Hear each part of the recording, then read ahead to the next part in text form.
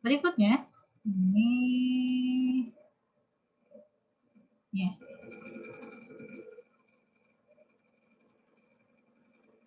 Ada juga algoritma yang disebut dengan algoritma A-star.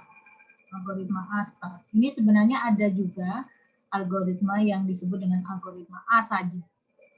Tapi karena ini sebenarnya hampir sama, saya gabungkan saja menjadi algoritma A-star. Jadi ada algoritma A dan algoritma A-star, di mana algoritma A-star ini adalah pengembangan dari algoritma A. Nah, algoritma A-star ini adalah merupakan perbaikan dari atau modifikasi dari best first search. Jadi perbaikan dari metode best first search. Caranya adalah dengan memodifikasi fungsi heuristiknya. Tujuan dari algoritma A-star ini adalah untuk meminimumkan total biaya lintasan. Total biaya lintasan. Total biaya lintasan. Ya. Pada fungsi algoritma A-star ini ada fungsi yang disebut dengan fungsi evaluasi. Fungsi evaluasi, ya. Di sini dilambangkan dengan F. Di mana fungsi evaluasi F itu dituliskan sama dengan Gn, G, fungsi G dengan input N. Jadi kalau seperti ini tuh membacanya adalah fungsi G dengan input N, variabel N, ditambah dengan fungsi H dengan inputnya N, di mana N ini adalah simpul, nama simpul atau istilahnya indeks dari simpulnya, urutan simpulnya. Nah, Gn sendiri apa? Gn sendiri itu adalah fungsi yang menyatakan biaya kos yang sudah dikeluarkan mulai dari keadaan awal, berarti state awal. Jangan bingung antara saya menyebut keadaan dan state ya. Keadaan atau state atau kondisi ini sama. Ya. Jadi mulai dari state awal sampai dengan simpul N. Jadi kalau node itu sama dengan simpul, sama dengan state. Kemudian sedangkan HN, H aksen N, itu adalah estimasi biaya untuk sampai ke simpul tujuan. Untuk sampai ke simpul tujuan. Jadi di sini kita menggunakan estimasi. Estimasi itu sebuah nilai yang kita tentukan sebagai sebuah prediksi, ya, sebuah nilai prediksi. Jadi bukan nilai pasti. Nah, biasanya untuk menentukan nilai estimasi dipilih nilai yang lebih rendah dibandingkan dengan nilai yang sebenarnya. Oke. Nah, di sini untuk fungsi evaluasi ada beberapa yang perlu dicatat bahwa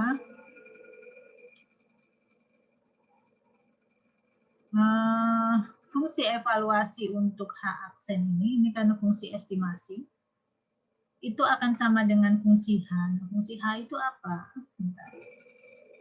Nah, di sini. Fungsi H, tadi ada H aksen, ada H. Oke, saya langsung lompat ke sini saja. Fungsi H itu adalah biaya sebenarnya. Beda dengan biaya H aksen tadi ya. Kalau H aksen ini biaya estimasi. Bisa membedakan kan? Jadi kalau biaya sebenarnya ya biaya yang memang benar-benar real. Tapi kalau H aksen N itu adalah biaya yang estimasi, perkiraan. Jadi HN itu adalah biaya sebenarnya ya, dari biaya minimal lintasan dari N ke tujuan. Dari N. Kalau saya sebut N di sini, N itu adalah sebuah simpul. Sebuah simpul untuk mencapai tujuan itu biayanya berapa. Maka dihitung di sini, dinyatakan dalam fungsi HN. Ya. Kemudian di sini ada juga, tadi ada Fn, F aksen N. Di sini ada juga Gn. Nah, di sini ada Fn. Jadi Fn itu adalah penjumlahan dari biaya sebenarnya.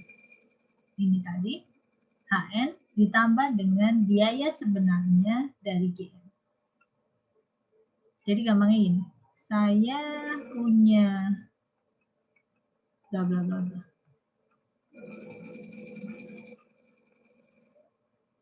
Misalkan di sini state awal. Di sini misalkan final state. Nah, ini saya nggak tahu berapa panjangnya. Nah, di sini saya punya sebuah simpul, sebut saja simpul A. Simpul A. Nah, simpul A ini dia mempunyai biaya yang kita sebut dengan Fn. Di mana biaya atau fungsi heuristik Fn ini diperoleh dari Hn ditambah Gn. Gn itu adalah biaya sebenarnya dari S ke N. Jadi kalau dari S ke N ini butuh berapa biayanya, ditambah dengan biaya dari A ini sampai ke finalnya. Jadi S ke N di sini, ke A ini kita sebut dengan Gn, sedangkan biaya yang dibutuhkan dari simpul tersebut sampai mencapai finalnya, itu ya yang disebut dengan HN. Sehingga cost dari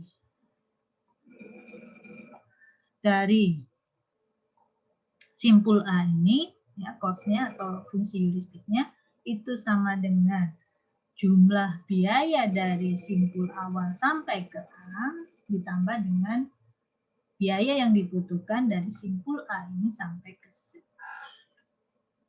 Itu gampangnya gitu. Ya. Inilah yang disebut dengan algoritma A dan A star. Nah, A star ini ditambahkan yang disebut dengan biaya estimasi. Oke.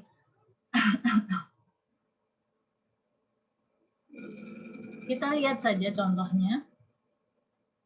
Bagaimana cara kerjanya. Misalkan di sini ada graf tree, ya, ada tree dengan state awal itu adalah M, state tujuannya adalah T. Nah, cost atau istilahnya apa ya? Jarak bisa cost atau yang dibutuhkan untuk berpindah antara satu kota, misalkan di sini ada kota M, berpindah ke kota A misalkan. Nah, cost-nya ini didefinisikan di H-nya. 5, 4, 3, 2. Yang merah-merah ini adalah cost-nya. Jadi dari M ke A itu butuh 5, biayanya 5, M ke B biayanya 3, M ke C biayanya 4, C ke H biayanya 1, dan seterusnya. Itu yang merah-merah. Nah, dari informasi biaya untuk berpindah dari satu simpul atau satu keadaan ke keadaan lain atau dari satu kota ke kota lain, kita bisa mendefinisikan berapa nilai G, berapa nilai H. Nilai G tadi, saya ulangi lagi tadi, G itu adalah biaya yang dibutuhkan dari simpul awal sampai ke simpul yang dituju. Sehingga kalau saya posisinya ada di simpul N, M, nah awal-awal, maka mula-mula GN-nya pasti 0, karena kan dari M ke M sendiri. Jadi M ke M sendiri kan tidak ada biaya, 0. Ya. Sedangkan H itu adalah biaya, H itu adalah biaya sebenarnya dari simpul tersebut ke sebuah tujuan. Dan dipilih biayanya di sini pasti biaya yang minimal. Nah, tujuannya tadi kan di T. Tujuannya di T. Dari M sampai ke T, ini paling rendah berapa biayanya? Kita lihat di sini, kalau kita melalui ini, kan ada berapa jalur ini? Satu, saya gunakan warna lain ini biar nggak bingung. Ini kan, ini jalur pertama, bisa di sini jalur kedua, bisa lewat sini jalur ketiga, bisa lewat sini jalur keempat. Ada 4 jalur. Jalur pertama di sini 5 tambah 3 tambah 7. Berarti ada 15. Jalur kedua 3 tambah 5 tambah 3. 11. Jalur ketiga 3 tambah 2 tambah 6. 3 tambah 2 tambah 6. 11. Jalur keempat 4 tambah 1 tambah 2. 7. Nah, karena ada 4 pilihan tadi, maka nilai HN dipilih yang paling kecil. Dari 11, berapa tadi? 11 ya. Oh, 15. Kemudian ada 11, lalu ada 7. Yang paling kecil adalah 7. Maka di sini nilai HN-nya adalah 7. Nah, kemudian kalau kita ada di posisi A kan di sini. Nah, ini posisi A. Berapa G-nya? G itu adalah yang cost yang ditempuh mulai dari state awal sampai ke A tersebut, ya kan? Dari M ke A. Butuh biaya berapa? 5. Maka di sini nilai GN-nya adalah 5. Seperti itu. Ya. Lalu HN-nya berapa? 10. Dari mana 10? Ya ini, karena hanya ada satu jalur dari A untuk mencapai T. Ini hanya ada satu jalur, yaitu melalui E, T. Cost-nya adalah 3 tambah 7. Ada 10.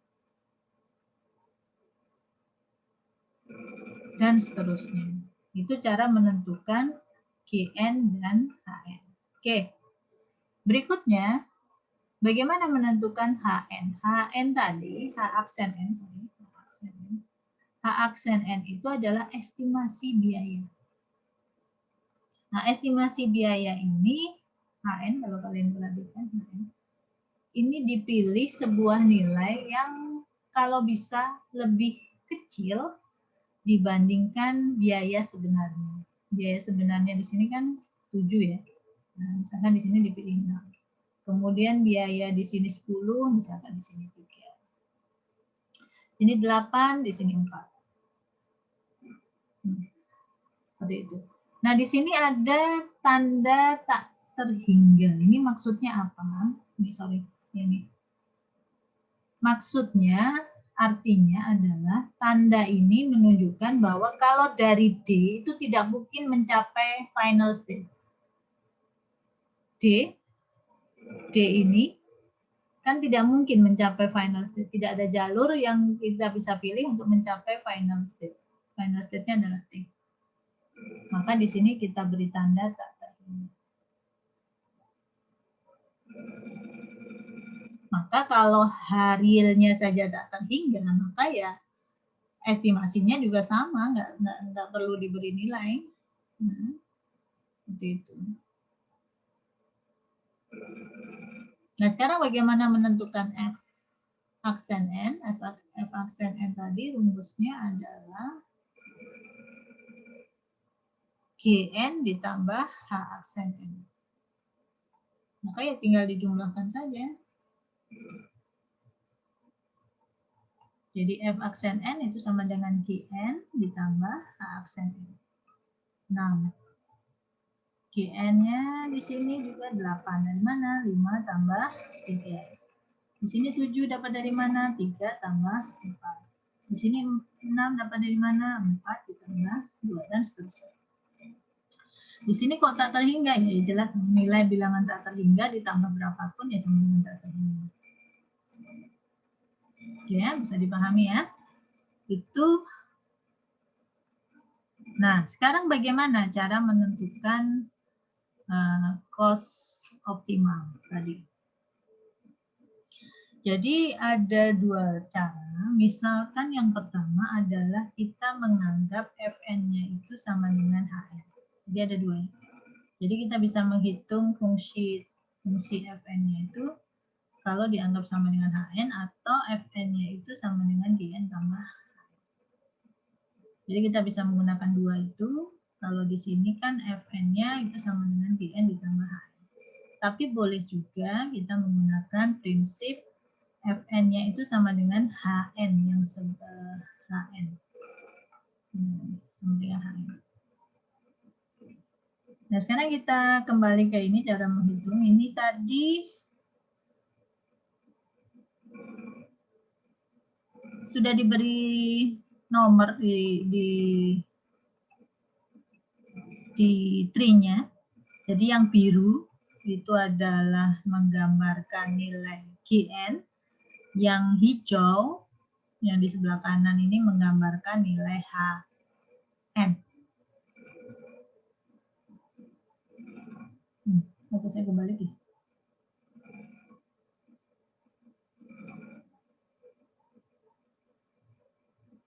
Gn, ya betul, ya. Jadi yang hijau ini itu adalah H aksen N, sedangkan yang biru ini itu adalah Gn.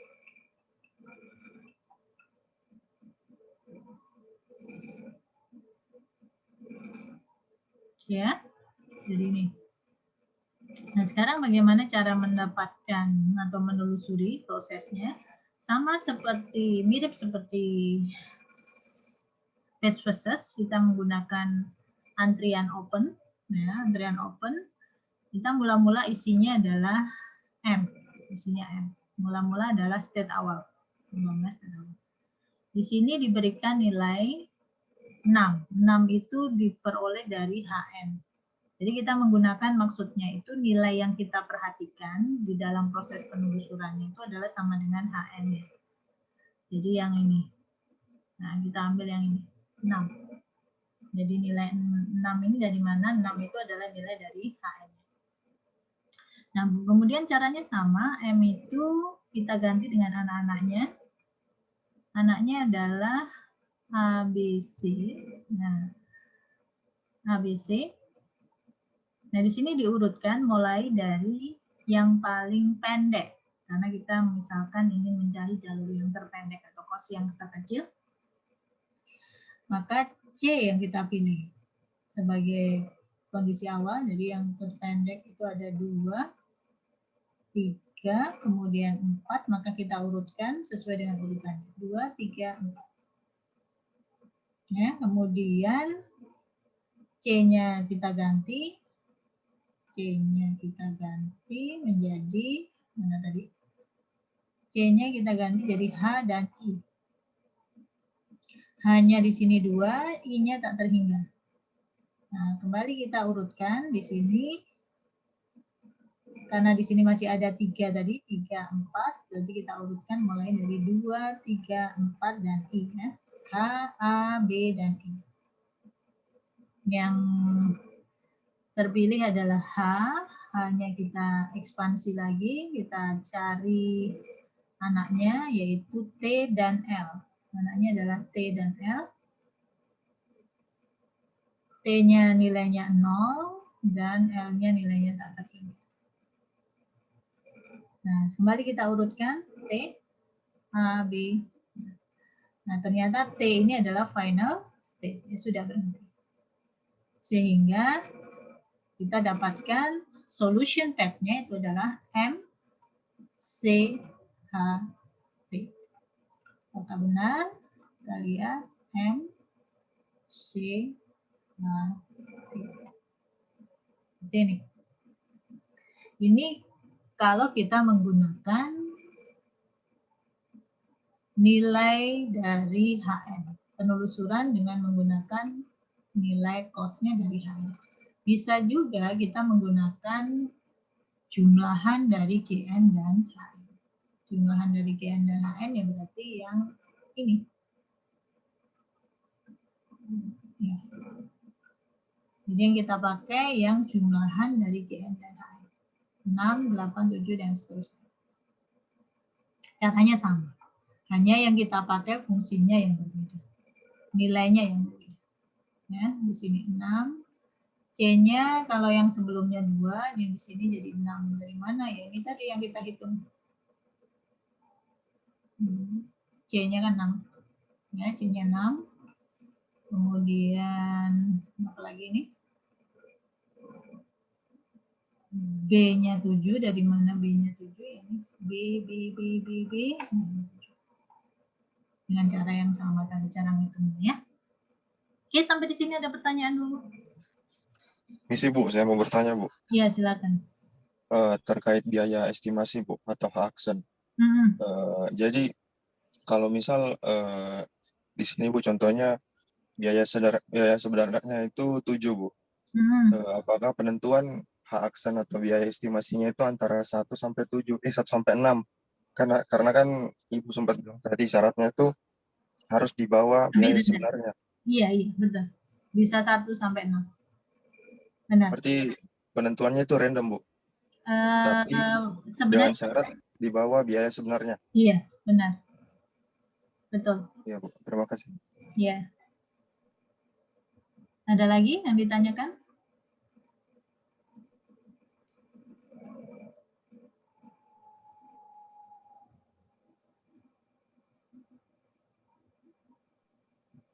Cuma itu saja, Bu. Terima kasih. Iya. Kecuali yang ini ya, yang tak terhingga ini ya berarti otomatis tidak perlu kita cari. Tidak perlu kita generate yang HM. Dia pasti otomatis juga tak terhingga. Ya. Iya, Bu. Iya, Bu. Baik, Bu. Oke.